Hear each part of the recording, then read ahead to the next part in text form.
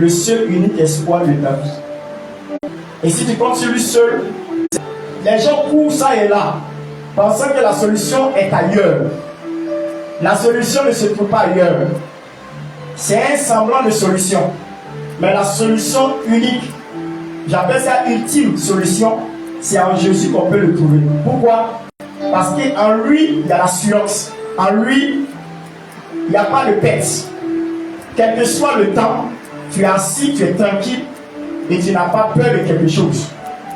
Tu peux avoir la solution ailleurs, mais un jour, il va avoir la réclamation.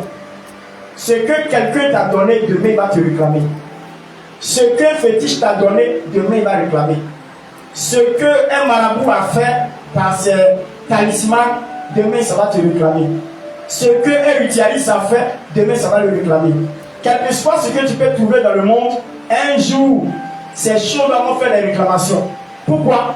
Parce que ce qui est en dehors de Dieu est pour le diable.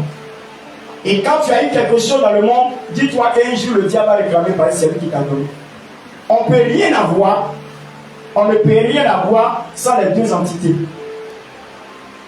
On ne peut rien avoir sans Satan, on ne peut rien avoir sans Jésus. Ça veut dire que si tu n'es pas en Jésus, c'est que tu as eu ça et c'est Satan qui t'a donné. Amen. Il n'y a jamais quelque chose qui soit sain sur la terre. La terre est séparée en deux. Quand il est séparé en deux, je vais dire quoi? Il y a les ténèbres et puis il y a la lumière. Amen. Il y a les ténèbres et puis il y a la lumière. Il y a Satan et puis il y a Jésus. Donc ce que tu n'as pas eu de Dieu, c'est que tu as eu cela de Satan. Demain il va réclamer. Or la Bible déclare que le Seigneur dit qu'il ne se répand pas de ses dons. Réparti veut dire quoi? Ça veut dire quoi? Ça veut dire qu'il ne va jamais venir arracher. Il ne va jamais dire non, vraiment, pourquoi il lui a donné jamais? Il ne se répand pas, il ne regrette pas de t'avoir donné ce qu'il t'a donné. S'il t'a donné un homme, il t'a donné une femme, il t'a donné de l'argent, il t'a donné un moyen, Jésus ne regrette jamais ça. Pourquoi? Parce que s'il regrette, c'est qu'il se trompe. Or, mon Dieu ne se trompe jamais. Mon Dieu ne se trompe jamais. C'est pas, il n'a pas de regret. Quand tu as un regret, c'est que tu n'as pas bien mesuré et puis tu as fait. Dieu n'a pas de regret. Il a su ce qu'il fait. Et quand il le fait, c'est bon.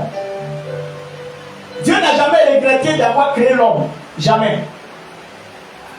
S'il a regretté, c'est qu'il a fait mal. Il n'a pas regretté. C'est l'attitude de l'homme qui n'aime pas. Sinon, la personne qui l'a créé, il aime. C'est pourquoi il a donné son fils unique. Afin qu'il comprenne en lui ne périsse point, mais qu'il puisse avoir la vie éternelle. Vous comprenez? Dieu aime l'homme. C'est pour cela que si tu es en train de chercher quelque chose qui n'est pas en vision de Dieu, en vision du Seigneur, et qui n'est pas dans la juridiction de la spiritualité du christianisme, il faut laisser tomber. Si Dieu ne t'accompagne pas dans ce que tu es en train de faire, c'est zéro. Tu vas courir, tu ne vas jamais arriver. Jésus est le seul unique espoir. Il est l'ultime espoir de la vie. Il faut compter sur lui pour tout. De plus en plus, les gens s'éloignent de Jésus, s'éloignent de Dieu. Parce qu'on trouve qu'il ne fait pas vite. Il fait lentement. Il fait lentement. Dis-moi, est-ce que l'escalier a eu un jour, est tombé un jour en panne? Est-ce qu'un jour de votre vie, vous avez vu un escalier qui est tombé en panne? Un escalier qui est tombé en panne. C'est sûr. L'escalier est plus sûr que l'ascenseur. L'ascenseur tombe en panne, tu peux être au milieu. Ça va vite, hein? Mais le jour que c'est bloqué, tu vas souffrir. Mais l'escalier est sûr. Ça fait transpirer. C'est lent. Mais on arrive toujours. Dis à quelqu'un, on arrive toujours. L'ascenseur ne peut pas arriver toujours. Il peut y avoir des défonctionnements et puis c'est bloqué, c'est fini. Tu as voulu aller vite là, te voici au milieu. L'escalier, même le gars transpiré, il est arrivé avant toi. Satan sait courir. Il sait vraiment pour lui, mais ce n'est pas arrivé. J'ai donné une image comme ça, il dit Jésus et puis Satan. Satan a commencé à faire, on lui foutit. Il court jusqu'à Satan a pris une vitesse, pas possible. Pour lui, il a gagné. Au moins, il va se rendre quand Jésus est assis et il attend. Il dit, mais comment tu as fait pour aller? Il dit, tu sais, toi tu as la montre, mais moi j'ai le temps. Toi tu as la montre, mais moi j'ai le temps. Parce que c'est le maître du temps et les circonstances. C'est moi, le maître du temps. Tu as couru vite, mais tu es arrivé, tu as arrivé, tu es en retard.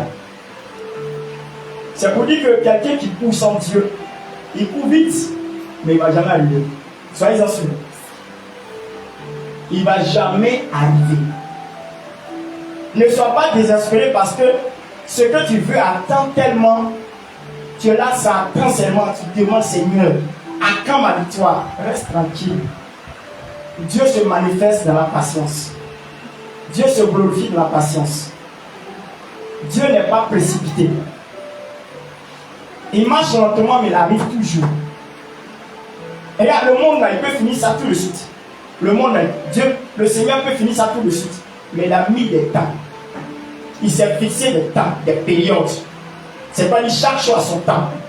Actuellement, nous sommes à la fin de ce que le Seigneur a fait écrire, Jean. Nous sommes en plein Apocalypse. Pourquoi? Parce que ce que l'Apocalypse a dit est en train de se réaliser. Il va y avoir une dernière guerre mondiale. On appelle ça la guerre d'Armageddon. Quand ça va arriver, les autres choses vont commencer à s'accomplir. Vous comprenez? Dis-moi, est-ce que Dieu ne peut pas venir attraper Paul de Satan puis le déposer puis le fini? Il ne peut pas besoin. Mais il s'est fixé un temps qu'il respecte. C'est ce qui me plaît chez mon Dieu. Quand il a dit quelque chose, il veille sur sa parole pour l'accomplir. Quand il prend Jérémie 1, verset 12, il dit il veille sur sa parole pour les exécuter, pour l'accomplir. Dieu n'est pas un menteur. C'est pour cela qu'il faut lui faire confiance. Dis à quelqu'un, il faut lui faire confiance. Dis à quelqu'un, faire confiance à lui. Pour lui être sûr, il faut lui dire, pour lui être sûr. Vous pouvez. Prenons Jean chapitre 1, le verset 12. Jean chapitre 1, verset 12.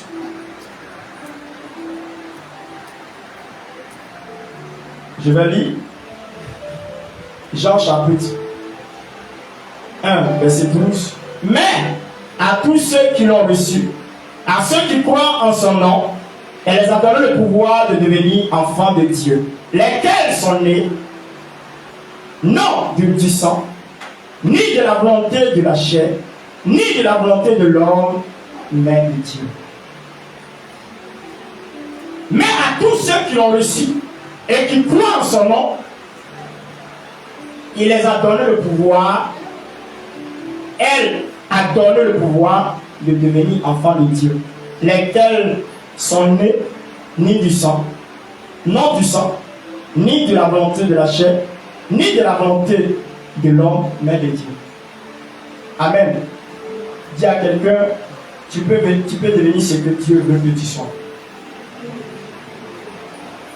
Alléluia. Voici une portion des Écritures. Je parle trop loin. Je vais te parler clairement. J'ai dit l'esprit. J'ai dit, le thème c'est quoi? Jésus l'espoir unique. Le Dieu de Jésus. Pour que tu puisses être connecté à Jésus. Pour qu'on sente que toi, tu es un enfant de Dieu. Pour qu'on dise que toi, tu es un chrétien. Il y a des procédures. Quand tu appartiens à Dieu, tu lui appartiens. Ça veut dire que quand tu lui appartiens, tu es obligé de l'obéir. Dis avec moi. Tu es obligé de l'obéir à la lettre. Dis, tu es obligé d'obéir au Seigneur à la lettre.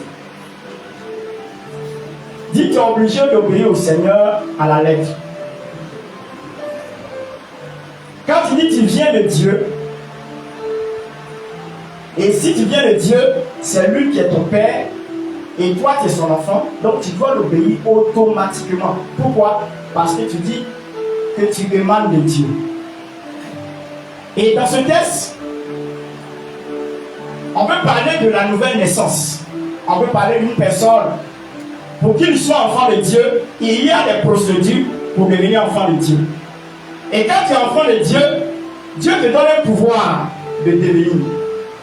Un enfant de Dieu peut devenir ce qu'il veut devenir parce qu'il a le pouvoir de devenir ce qu'il veut devenir. C'est pour cela que tu as l'espoir. Jésus est l'espoir pour ta vie. Et tu peux devenir ce que tu veux devenir. Je suis en train de dire à des personnes qui pensent que leur vie est en retard. Des personnes qui pensent que c'est fini pour eux. Les personnes qui pensent qu'ils n'ont pas été à l'école. Parce que si tu es en Christ, si toi tu es en Christ, c'est que tu as tout espoir. Pourquoi? Parce que celui qui définit l'avenir, celui qui définit l'avenir est ton Père. Quelqu'un peut perdre 10 ans de sa vie. Dieu peut permettre de racheter le temps en une année. Quelqu'un peut tout perdre. Pendant 50 ans, il peut tout perdre. Dieu peut le permettre de rattraper tout le temps en 2 ans. Pourquoi? Parce qu'il est Dieu. Pourquoi? Parce qu'il est tout puissant. Et c'est pour cela qu'en Jésus, il y a toujours de l'espoir. Pourquoi? Même si l'âge est avancé, il y a espoir. Même si tu n'es pas lettré, tu n'as pas de diplôme, même si tout ce que tu fais est difficile, un jour viendra parce que tu es en Jésus. Un jour viendra où tu vas te retrouver. Dieu va te permettre de te stabiliser. Amen. C'est pour cela que je suis en train de dire à des gens, si tu n'as pas en Jésus là, tu es foutu. Parce que quand tu es en Jésus là, première des choses que tu vas gagner, c'est quoi? Le salut. Et ensuite le salut, tu vas profiter des meilleures productions de la terre. On n'est pas en Jésus seulement pour le salut. On est en Jésus aussi pour manger. Moi, je ne suis pas les hommes de Dieu qui disent que faut donner ta vie à Jésus, c'est tout. Hein. Dis-moi. Quand tu donnes ta vie à Jésus, c'est tout. Je pose la question, c'est tout. Mes amis, c'est tout. Est-ce qu'il n'y a pas la réalité de la terre? Tu ne manges pas, tu ne dors pas dans une maison.